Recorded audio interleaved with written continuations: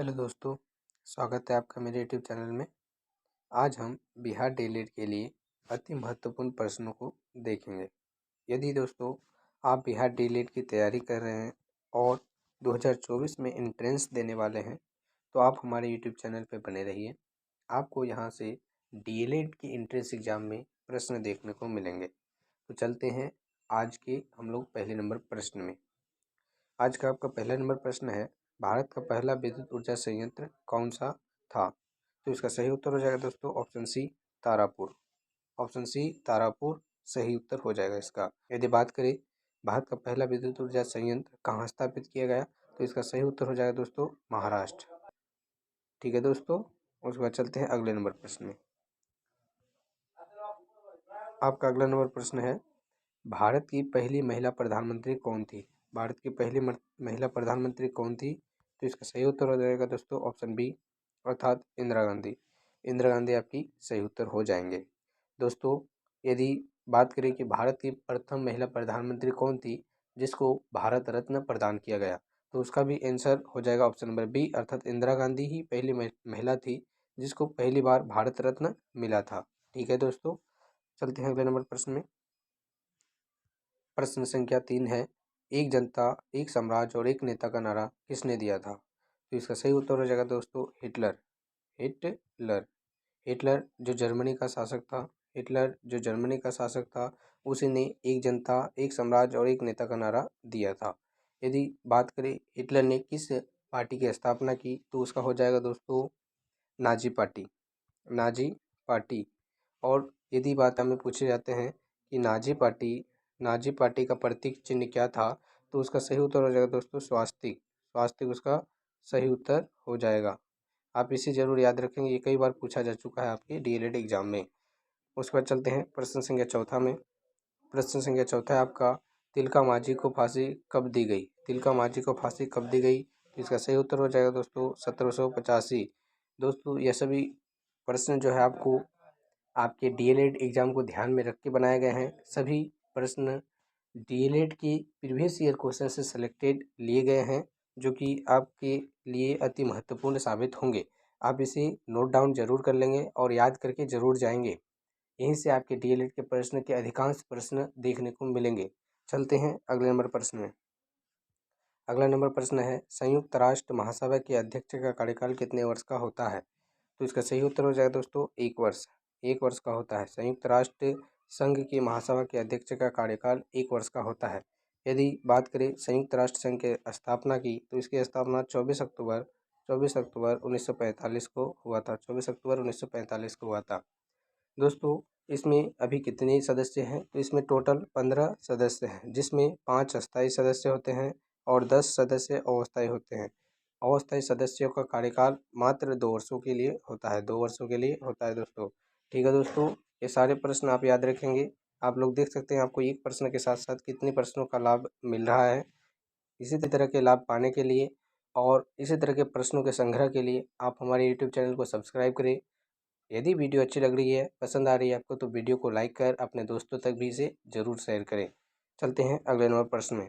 आपका अगला नंबर प्रश्न है, लोकसभा में अनुसूचित जनजातियों के लिए कितनी सीटें आरक्षित की गई है? लोकसभा में अनुसूचित जनजातियों के लिए कितनी सीटें आरक्षित की गई है? तो इसका सही उत्तर हो जाएगा दोस्तों 47।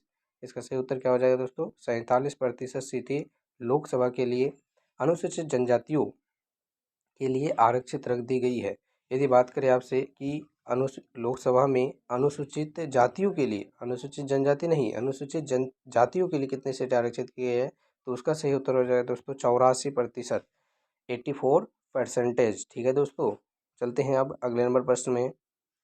आपका अगला नंबर प्रश्न है, भारतीय संविधान बनने में कितना समय लगा? भारतीय संविधान बनने में कितना समय लगा? तो इसका सही उत्तर हो जाए दोस्तों ऑप्शन नंबर बी।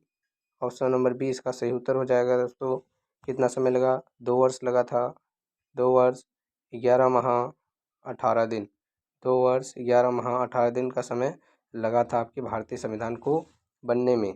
यदि बात करें भारतीय संविधान बनने का जो प्रारंभ कब से हुआ था तो 9 दिसंबर 1946 में संविधान बनने का कार्य प्रारंभ हुआ था। जो जाके कब पूरा जिसका जो जाके कब बनी तो 26 नवंबर 1949 जाके 1949 को जाके यह कंप्लीट हो पाई। 26 नवंबर 1949 को यह जाके कंप्लीट हो पाई, जिसका प्रारंभ जो कब हो गया था, 9 दिसंबर 1946 को। दोस्तों यदि बात करें संविधान सभा के प्रथम अस्थायी अध्यक्ष की, तो अस्थायी अध्यक्ष डॉक्टर डॉक्टर राजेंद्र प्रसाद थे। राजेंद्र प्रसाद थे। यदि बात करें अस्थायी अध्यक्ष, तो उसका सच्चिदानंद सिन्हा हो जाएंगे दोस्तों, सच्चिदानंद सिन्हा। आप इन प्रश्नों को जरूर याद कर लेंगे। उसके बाद आपका प्रश्न 8वां है, 1857 की क्रांति में सर्वप्रथम बलिदान किसने दिया? 1857 की क्रांति में सर्वप्रथम बलिदान किसने दिया था? तो इसका सही उत्तर हो जाएगा दोस्तों मंगल पांडे। मंगल पांडे 1857 की क्रांति में अपना प्रथम बलिदान दिया था। यदि आपसे पूछा जाए कि 1857 की क्रांति के क्या कारण थे, तो चर्बी वाले कारसूत, चर्बी वाले कारसूत, कारसूत दोस्तों, इसका सही उत्तर हो जाएगा। ठीक है, क्योंकि चर्बी वाले कारसूत में गाय और सूअर की चर्बी का लेप लगा दिया जाता था, जो हिंदू और मुस्लिम दोनों धर्मों के लिए विरोध में थे। ठीक है दोस्तों, ये दोनों धर्मों के खिलाफ थे, इसीलिए 1857 की क्रांति हुई, जो अंग्रेजों के लिए काफ़ी महंगा पड़ा, जिसके बाद वह भारत में अपना कोई भी कदम सोच समझ के रखने लगा। अनेक नीतियाँ लाई गई। ठीक है दोस्तों, उसके बाद तभी से भारतीय संविधान निर्माण का एक पहलू मान सकते हैं आप, तभी से आरंभ हो गया था। चलते हैं अगले नंबर प्रश्न में। आपका प्रश्न संख्या 9 है, भारत में सर्वाधिक जनसंख्या घनत्व वाला राज्य है। भारत में सर्वाधिक जनसंख्या घनत्व वाला राज्य अपना बिहार है दोस्तों। बिहार किसी से कम नहीं। ठीक है, जनसंख्या घनत्व में सबसे प्रथम बिहार राज्य है आपका। यदि बात करें यहाँ जनसंख्या घनत्व प्रति किलोमीटर कितनी है, तो इसका सही उत्तर हो जाएगा दोस्तों 1106। 1106 व्यक्ति प्रति वर्ग किलोमीटर निवास करती है। यदि पूरा देश की बात करें, तो उसका मात्र 382 व्यक्ति प्रति वर्ग किलोमीटर निवास करती है, जबकि बिहार में 1106 व्यक्ति निवास करती हैं। यदि दोस्तों बात करें कि भारत में सबसे अधिक जनसंख्या किस राज्य में है, तो उसका हो जाएगा उत्तर प्रदेश। सबसे कम जनसंख्या किस में है, तो सिक्किम। सिक्किम। और आपको सबसे अधिक जनसंख्या घनत्व देखने को मिल ही गया, बिहार। यदि बात करें कि सबसे कम जनसंख्या घनत्व कहाँ है, तो अरुणाचल प्रदेश हो जाएगा दोस्तों, अरुणाचल प्रदेश, क्योंकि अरुणाचल प्रदेश पहाड़ी इलाका है, जिस कारण वहाँ व्यक्ति कम निवास करते हैं। यदि बात करें कि कितने निवास करती हैं, तो 17 व्यक्ति प्रति वर्ग किलोमीटर। इस प्रकार से आपने एक प्रश्न के साथ कई प्रश्नों को देखा। उसके बाद चलते हैं अगले नंबर प्रश्न में। प्रश्न संख्या 10 है आपका, भारत में कितने राज्य और केंद्र शासित प्रदेश हैं? तो इसका सही उत्तर हो जाएगा दोस्तों, भारत में 28 राज्य, वर्तमान समय में 28 राज्य और 8 केंद्र शासित प्रदेश है, जिससे मिलकर भारत राष्ट्र का निर्माण हुआ है। ठीक है दोस्तों, अब इसी तरह के प्रश्न हम लोग कुछ साइंस के प्रश्न देख लेते हैं, जहाँ से आपके डीएलएड एग्जाम में प्रश्न पूछे जाते हैं। आगे हमने सोशल साइंस के प्रश्नों को देखा, और बहुत ही महत्वपूर्ण प्रश्न है ये। यदि दोस्तों आप चाहते हैं कि इस PDF आपको फ्री में मिले, तो आप हमारे टेलीग्राम चैनल और यूट्यूब चैनल से तो जुड़े ही रहिए, साथ ही साथ व्हाट्सएप चैनल से भी जुड़ जाए, जहाँ से आपको फ्री में ये वीडियोज़ और ये सारे लिंक्स एवं PDF भी मिल जाएंगे। तो देखते हैं आज का पहला नंबर प्रश्न साइंस से। साइंस में पहला प्रश्न है आपका, विद्युत अपघटन में कौन सा नियम लागू होता है? तो इसका सही उत्तर हो जाएगा दोस्तों फैराडे का नियम। विद्युत अपघटन में फैराडे का नियम लागू होता है। उसके बाद प्रश्न संख्या दूसरा है, ध्वनि किस रूप में यात्रा करती है? तो ध्वनि अनुदैर्ध्य तरंग के रूप में यात्रा करती है। प्रश्न संख्या तीसरा है, सोनार मुख्यतः किसके द्वारा उपयोग किया जाता है? तो सोनार समुद्री यात्रियों के लिए उपयोग किया जाता है दोस्तों। सोनार के द्वारा समुद्र की गहराई मापी जाती है और समुद्र में छिपी वस्तुओं का पता लगाया जाता है। प्रश्न संख्या चौथा है, सूर्य में नाभिक की ईंधन क्या है? सूर्य में नाभिक की ईंधन क्या है? तो इसका सही उत्तर हो जाएगा दोस्तों हीलियम। इसका सही उत्तर क्या हो जाएगा दोस्तों? हीलियम। सूर्य में नाभिक की ईंधन हीलियम है। प्रश्न संख्या 5 है आपका, मानव शरीर की सबसे बड़ी कोशिका कौन सी है?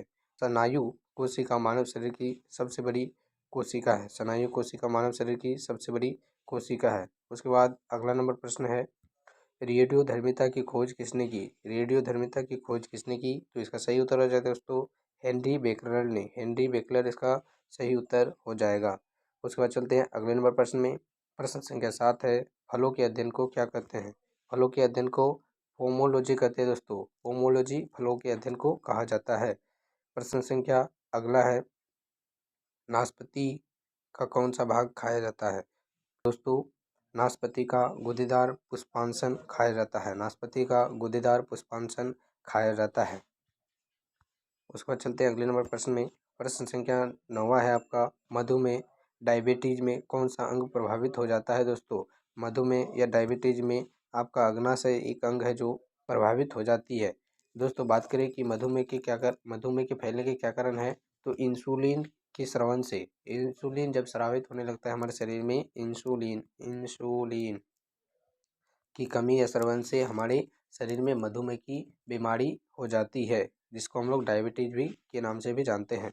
उसके बाद आपका अगला नंबर प्रश्न है, और यह बहुत इंपॉर्टेंट प्रश्न भी है दोस्तों, पूछा जाने की बहुत अधिक संभावना है, कई बार पूछा भी जा चुका है। प्रश्न क्या है देखते हैं। दूर दृष्टि दोष से पीड़ित व्यक्ति की अस्पष्ट दृष्टि की न्यूनतम दूरी क्या है? तो दोस्तों, किसी भी व्यक्ति की न्यूनतम दूरी जो है अस्पष्ट दृष्टि के लिए, वह 25 सेंटीमीटर। 25 सेंटीमीटर स्पष्ट दृष्टि की न्यूनतम दूरी है। ठीक है। यदि आपसे पूछा जाए कि दूर दृष्टि दोष के लिए या निकट दृष्टि दोष के लिए दूर दृष्टि क्या होनी चाहिए, तो हो जाएगा अनंत दोस्तों। अनंत तक हम वस्तुओं को देख सकते हैं, लेकिन निकटतम 25 सेंटीमीटर ही रहता है। तो दोस्तों, इस प्रकार हमने साइंस और सोशल साइंस मिला के कुल 20 प्रश्नों को देखा। आगे इसी तरह के प्रश्नों के लिए आप हमारे यूट्यूब चैनल से बने रहिए और मिलते हैं नेक्स्ट वीडियो में। तब तक के लिए धन्यवाद आपका।